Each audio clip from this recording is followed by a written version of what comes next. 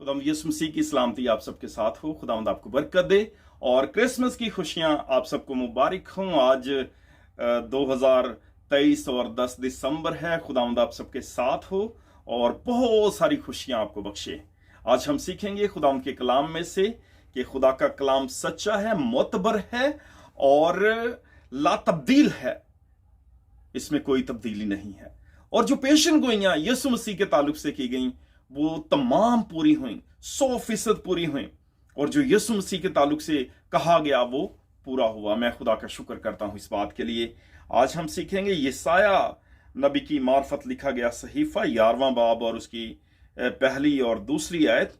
यहां लिखा है, और यसी के तने से एक कोंपल निकलेगी और उसकी जड़ों से एक 12 वर्ष शाख पैदा होगी और खुदावंद की रूह उस पर ठहरेगी, हिकमत और खिर्द की रूह, मसलिहत और कुदरत की रूह, मार्फत और खुदावंद के खौफ की रूह, और उसकी शादमानी खुदावंद के खौफ में होगी।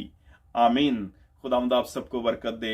हाँ, मैं जानता हूं कि जिंदा खुदा का कलाम सच्चा है और आप तक भी पहुंचाना चाहता हूं कि जिंदा खुदा का कलाम मोतबर है, सच्चा है, ला तब्दील है, जिंदगियों को बदल देने वाला है, जिंदगियों में ऐसे अजीब काम करता है कि हम खुदा की कुदरत को जान जाते हैं। मैं खुदा का शुक्र करता हूं। हम देखते हैं कि यसी के तने से कोंपल निकलेगी और यसी दाऊद का बाप है। और यीशु मसीह के ताल्लुक से लिखा है कि जब हम मत्ती की अंजील को देखते हैं तो वहां लिखा है कि यीशु मसीह इब्ने दाऊद, इब्ने अब्राहम का नसबनामा, तो वो दाऊद की नस्ल से है, वो यसी की नस्ल से है। तो यसी दाऊद का बाप है और यीशु मसीह उसकी नस्ल से है। और ये नसबनामा बहुत अहमियत का हामिल है ताकि हमें पता चले कि वो बादशाह की नस्ल से है। हालेलुया। क्योंकि वो बादशाह जो पैदा हुआ, जो यीशु मसीह नासरी है, जो रूह से मामूर है, जो रूह कुदस की कुदरत से पैदा हुआ, वो यीशु नासरी मेरा और आपका खुदावन हमारे साथ है। हालेलुया। यीशु के नाम के लिए, उसके जलाल के लिए, हम उसकी कुदरत के लिए शुक्रगुजार हैं। और लिखा है कि और खुदावन की रूह उस पर ठहरेगी। वो रूह कुदस की कुदरत से पैदा हुआ और पाक रूह उसके अंदर है। वो पाक रूह से मामूर है। और जब मुकद्दसा मरियम ने कहा कि ये कैसे होगा, ये क्यों कर होगा, मैं तो मर्द से वाकिफ नहीं, मैं नहीं जानती, मेरी शादी नहीं हुई, तो फरिश्ते ने कहा, देख तू हामला होगी और तेरे बेटा होगा और तू उसका नाम यस्सु रखना। वो रूह कुदस की कुदरत से पैदा होगा। तो वो रूह कुदस की कुदरत से पैदा हुआ। खुदा की रूह उस पर है। खुदा की रूह वो है। मैं खुदा का शुक्र करता हूं। और यसाया नबी का सहीफा जब यीशु मसीह मनादी कर रहे थे तो हैकल में गए, तो पढ़ने के लिए जब दिया गया तो यीशु मसीह ने जो हवाला पढ़ा वो यसाया 61 बाब और पहली आयत। खुदावन की रूह मुझ पर है क्योंकि उसने मुझे मसा किया ताकि हलीमों को खुशखबरी सुनाऊं। उसने मुझे भेजा है कि शिकस्ता दिलों को तसल्ली दूं, कैदियों के लिए रिहाई और असीरों के लिए आजादी का ऐलान करूं। आमीन। सो यीशु मसीह जो रूह से मामूर है और जो फरमाता है कि खुदावंद की रूह मुझ पर है। खुदा का शुक्र हो। हालेलुया। खुदा का शुक्र हो कि हलीमों को खुशखबरी सुनाऊं। उसने मुझे भेजा है कि शिकस्ता दिलों को तसल्ली दूं, कैदियों को रिहा करूं। खुदा का शुक्र करते हैं कि वो कैदियों को रिहा करता है जो शिकस्ता दिल हैं, जिनके दिल कमजोर हो चुके हैं दुखों से, मुसीबतों से। उन्हें वो तसल्ली देने के लिए आया, वो खुशी की खबर देने के लिए आया, वो निजात की खुशखबरी देने आया, वो निजात देने के लिए आया। खुदा का शुक्र करते हैं कि वो रूह से मामूर है और रूह कुदस उसकी जिंदगी में है। और एक और बड़ी बात, रूह तो एक ही है। हम तस्लीस के ताल्लुक से जानते हैं, बाप, बेटा और रूह कुदस। रूह एक ही है जो हर तरह की तासीर पैदा करता है। और जो यीशु मसीह के ताल्लुक से पेशन गोई की गई वो ये है, और खुदावंद की रूह उस पर ठहरेगी, हिकमत और खिर्द की रूह। वो हिकमत से मामूर है। हिकमत द स्पिरिट ऑफ विजडम, हिकमत की रूह, उसे हिकमत की रूह बख्शी गई। वो हिकमत से भरा हुआ, खुदा के रूह से मामूर, और जो बात की जाती हिकमत से की जाती, बड़ी दानाई से, बड़ी अक्लमंदी के साथ। तो यीशु मसीह में वो हिकमत है जो दुनिया की नहीं, क्योंकि दुनिया की हिकमत खत्म होती जाती है। दुनिया की हिकमत बेवकूफी है। पहला कुरिन्थियों 3 बाब और 19 आयत में लिखा है कि दुनिया की हिकमत बेवकूफी है, लेकिन यीशु मसीह की हिकमत हमेशा की जिंदगी है। यीशु मसीह बड़ी हिकमत के साथ बात करते हैं, बड़ी अक्लमंदी के साथ, बड़ी दानाई के साथ। वो इबादत खानों में, चौकों में खड़े होकर, मजमे में खड़े होकर बात करते हैं और लोगों को दलाइल के साथ साबित करते हैं कि आसमान की बादशाही आ चुकी है, तौबा करो, ईमान लाओ, हमेशा की जिंदगी पाओ। यह बड़ी खुशखबरी है। सो मैं खुदा का शुक्र करता हूं कि यीशु मसीह के अंदर वो हिकमत है जो किसी के अंदर भी नहीं। हम खुदा के खादम, खुदा के बंदा सुलेमान के ताल्लुक से जानते हैं कि पुराने अहद में उसके अंदर सबसे ज्यादा हिकमत।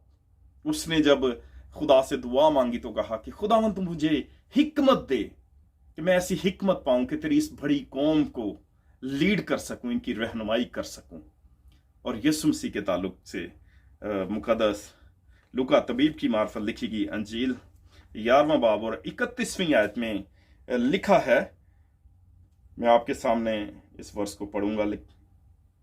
दक्खन की मलका उस जमाने के आदमियों के साथ अदालत के दिन उठकर उनको मुजरिम ठहराएगी, क्योंकि वो दुनिया के किनारे से सुलेमान की हिकमत सुनने को आई, और देखो यहां वो है जो सुलेमान से भी बड़ा है। यहां वो है जो सुलेमान से भी बड़ा है। उसकी हिकमत, उसके चर्चे उससे कहीं बड़े हैं। उसमें वो हिकमत है जो दुनिया की हिकमत नहीं है, पाक रूह की हिकमत है। खुदा का शुक्र करता हूं। और हम में भी वो हिकमत है जो यीशु मसीह की है, जो यीशु मसीह के हैं, जिन्होंने उसको कबूल किया, जिन्होंने उसे अपना आप दे दिया है, अपनी सोचें, अपने ख्याल, अपने इरादे, अपने इमोशंस। तो उनके अंदर मसीह की हिकमत है। हम में मसीह की हिकमत है, क्योंकि हम में वही रूह ढेला गया है, वही रूह बख्शा गया है जो यीशु मसीह में। क्योंकि लिखा है कि मैं आखिर जमाना में हर फर्दे बशर पर अपने रूह में से उंढेल लूंगा। और ईद पेंतिकोस्त के रोज हम देखते हैं कि रूह उंढेला गया और वो बख्शा गया। और फिर आज भी जो यीशु मसीह पर ईमान लाते हैं, उसे अपना आप देते हैं, तौबा करते हैं, मुआफी मांगते हैं, उसके हुजूर में झुक जाते हैं, वो बख्श देता है, वो रूह से भर देता है, वो अपनी हिकमत से भर देता है।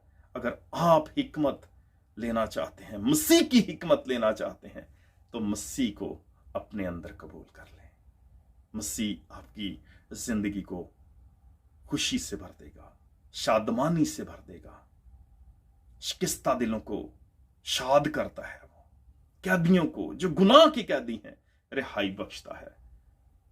खुदावंद आपको रिहाई बख्शता है, बशर्ते कि आप उसके बेटे यीशु मसीह को अपनी जिंदगी में कबूल करें और फिर उस हिकमत को, उस शादमानी को हासिल करें जो मसीह की है।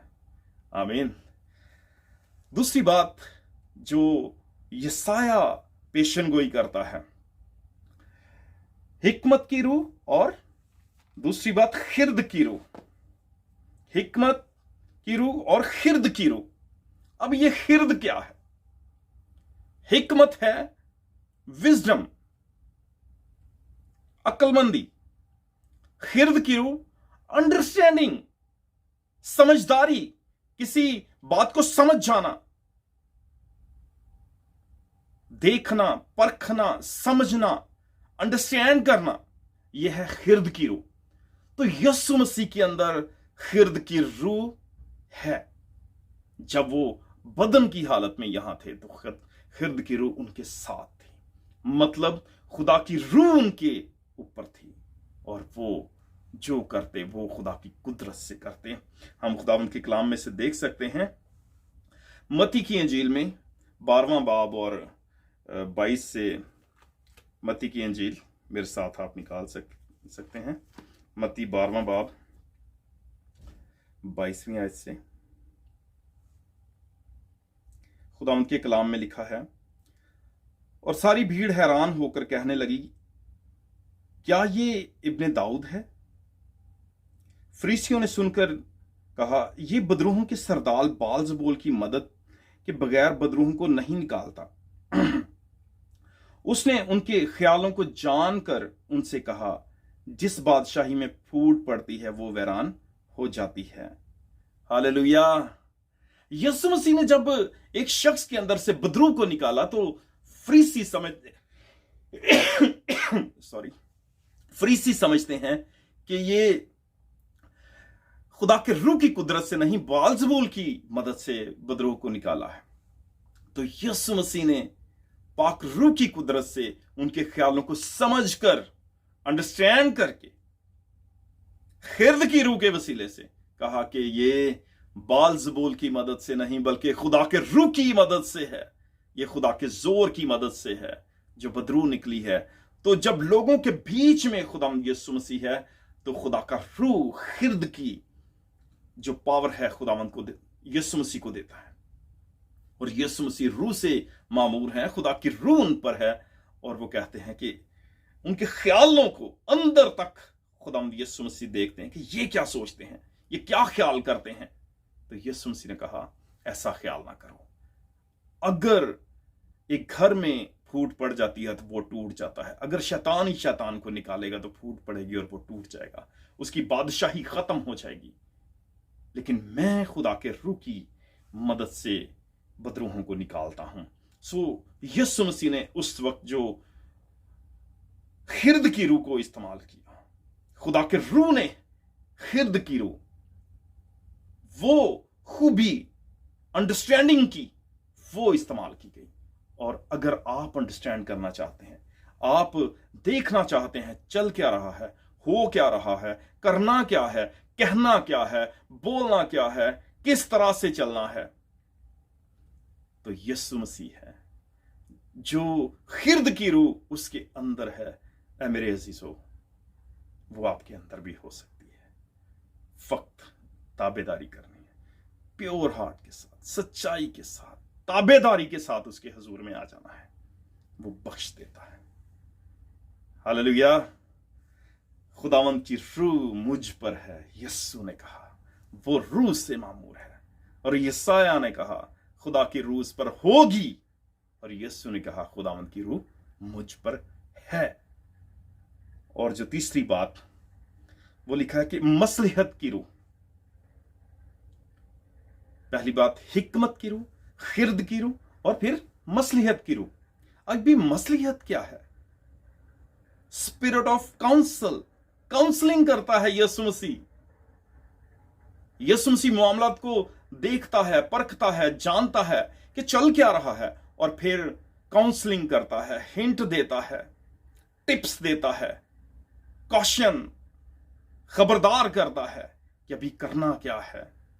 इसके ताल्लुक से हम खुदावंद के कलाम में से देख सकते हैं कि यीशु मसीह ने जब खिर्द की रूह के बाद मसलिहत को इस्तेमाल किया तो वो कहां पर? यूहन्ना की अंजील में हम देखेंगे। यूहन्ना की अंजील 8वां बाब और 7वीं आयत से यहां यीशु मसीह ने बड़ी मसलिहत के साथ एक बड़े मामले को डील किया है। 8वां बाब और हम देखेंगे 7 से 11वीं आयत तक। 7वीं आयत से 11वीं आयत तक खुदावंद के कलाम में लिखा है, जब वो उससे सवाल करते ही रहे तो उसने सीधे होकर उनसे कहा कि जो तुम में बेगुनाह हो वही पहले उसके पत्थर मारे।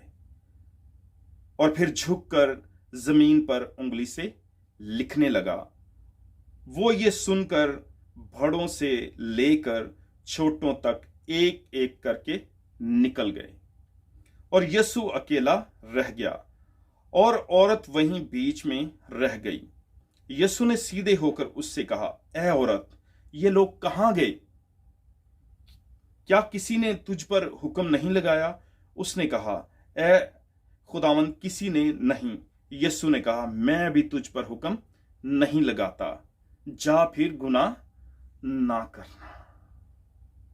जब एक बड़ा मसला है, जब एक औरत बदफेली के वक्त पकड़ी गई है, जुर्म साबित हो चुका है, लोग संसार करने के लिए अपने हाथों में पत्थर लिए हुए हैं, वो मारने के लिए तैयार हैं, तो उस वक्त में यीशु मसीह है, उसके शागिर्द हैं, और उस औरत को एक मौका मिलता है तौबा का। और यीशु मसीह ने डील कैसे किया? मसलहत की रूह, काउंसल किया, लोगों से मुखातिब हुए और लिखा। और जब बहुत सारे लोग बहुत सवाल कर रहे थे, तो यीशु मसीह ने कहा, उसे पहला पत्थर वो मारे जिसने कभी कोई गुनाह नहीं किया।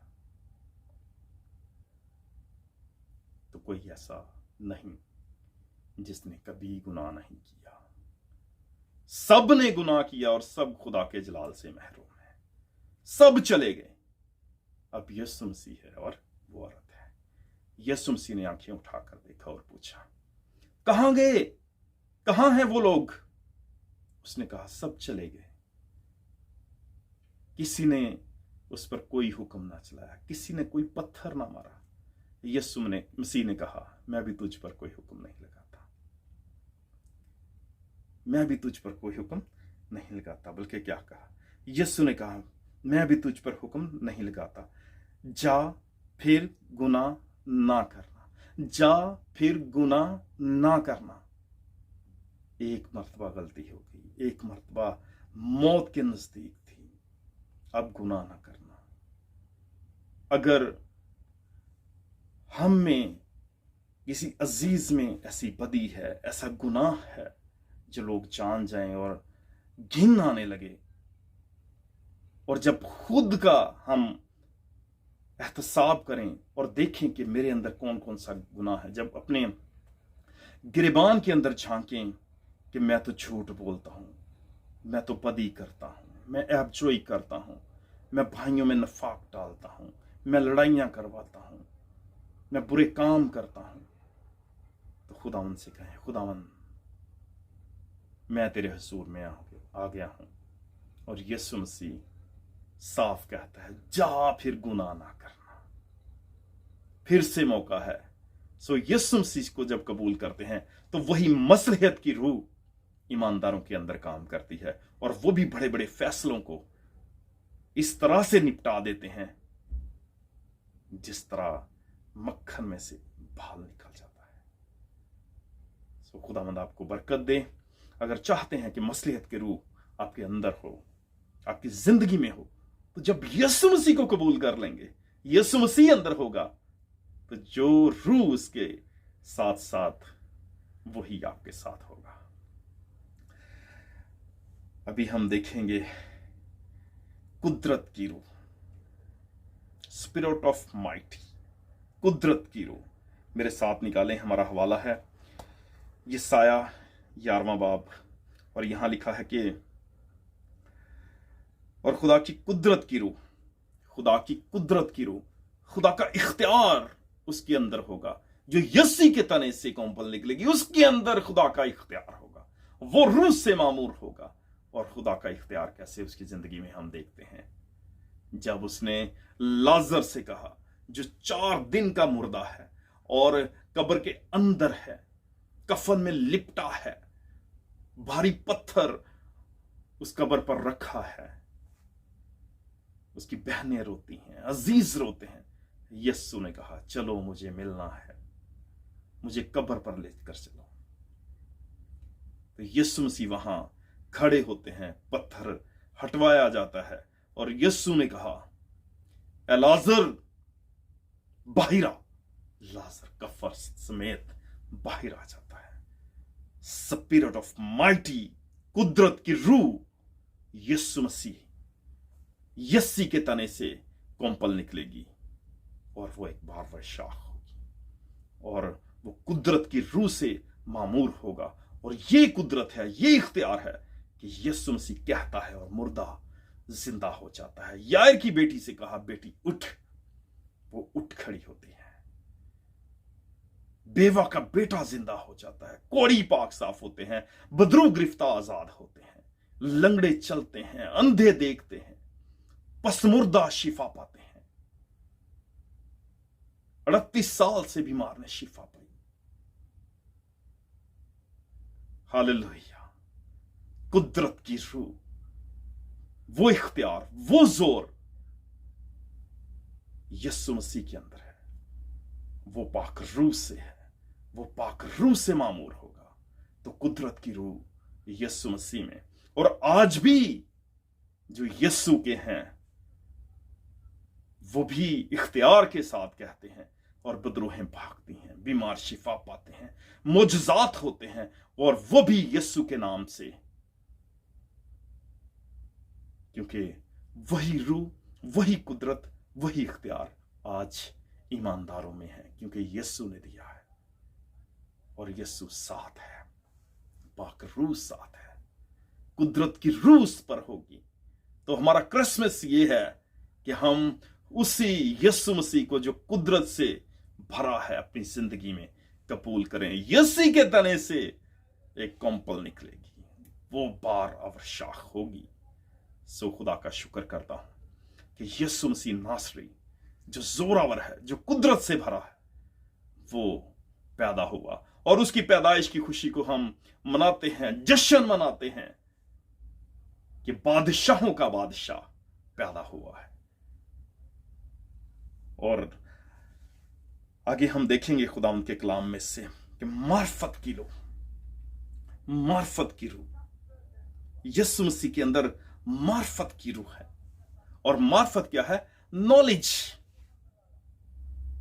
बहुत सारी बातों का इल्म होना। यीशु मसीह शरीयत से मामूर, इल्म से भरे हुए। और हम देखते हैं कि जब यीशु मसीह 12 ही साल की उम्र में हैं तो बहुत सारे लोगों के साथ बात कर रहे होते हैं और उसके वालिदैन समझते हैं कि हमारा बेटा गुम हो गया, और वो लोगों के बीच में पाया जाता है और वो बातें कर रहा होता है, बड़ी बड़ी बातें, शरीयत की बातें। सो मैं खुदा का शुक्र करता हूं कि यीशु मसीह जो कुदरत से मामूर है, जो मसलिहत से मामूर है, जो पाक रूह से मामूर है, वो अजीम खुदावंद है और उसकी कुदरत बड़ी है, उसकी कुदरत बड़ी है, उसका जलाल बड़ा है, वो अजीम खुदा है। मैं खुदा का शुक्र करता हूं। और जब यीशु मसीह बातें करते हैं तो उसके ही अजीज कहते हैं, क्या ये यूसुफ का बेटा नहीं? इसकी मां मरियम नहीं? क्या ये बढ़ई का बेटा नहीं? इसमें ये बातें कहां से आ गई? ये इल्म, ये नॉलेज कहां से आ गया? ये बातें कहां से आ गई? ये कैसे कर लेता है?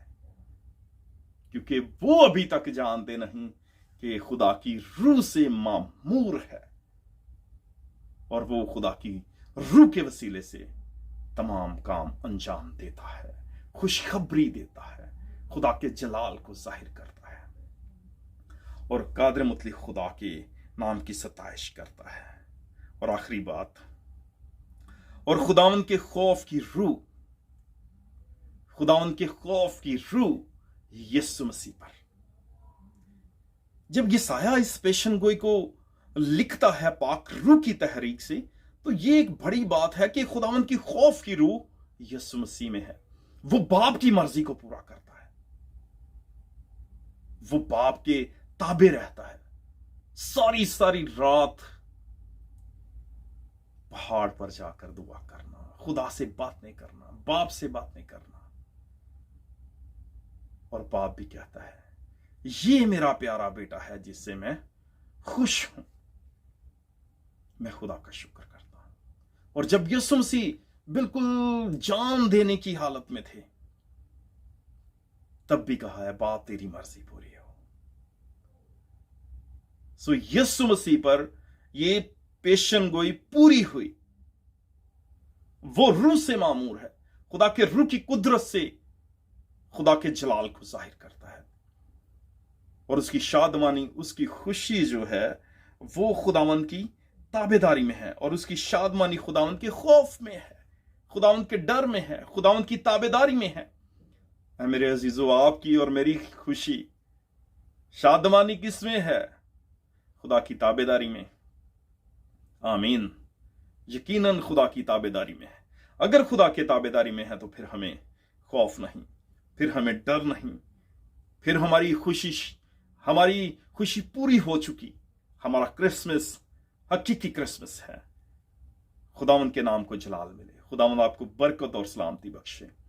और आज हमने सीखा है कि खुदा का रूह यीशु मसीह पर, ईमानदारों पर है, और वही रूह आज भी हमें कुव्वत देता है। खुदावंद आप सबके साथ हो, बरकत दे, सलामती बख्शे, और मसीह जो जिंदा है हमेशा आपकी जिंदगी में और मेरी जिंदगी में राज करता रहे। खुदावंद आप सबके साथ हो। ईद की खुशियां, क्रिसमस की खुशियां आप सबको मुबारक हो।